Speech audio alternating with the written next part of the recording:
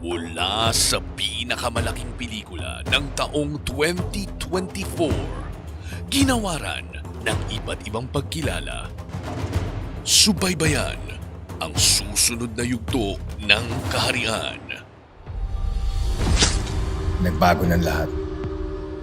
Nakuha ko ng kabayarang hanap ko.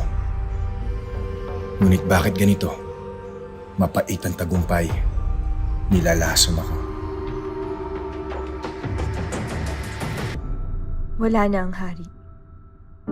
At sa pagangat ko bilang pinuno, kailangan din patayin ang puso.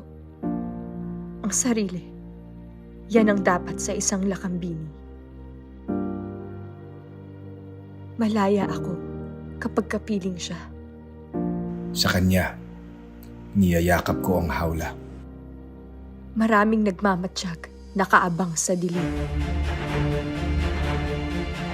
Mag-uumpisa pa lang ang laro at bigahin ang kapatid ko.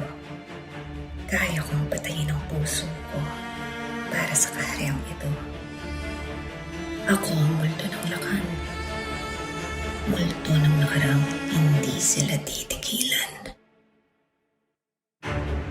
Sobra na! Tama na ang katiwalian. Hindi pa ba kayo nagsasawa sa mga nakaupo? Ako ang babasag sa bulok na sistemang niyayakap nyo. Disiplina ang gamot sa kahariang ito. Dala ko ang pagbabago.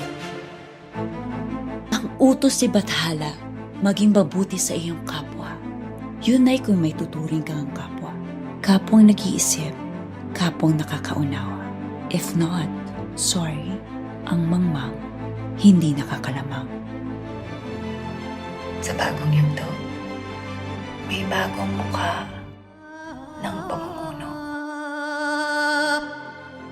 Mula sa lusak ng lipunan, aangat ako sa rurok ng sambahan.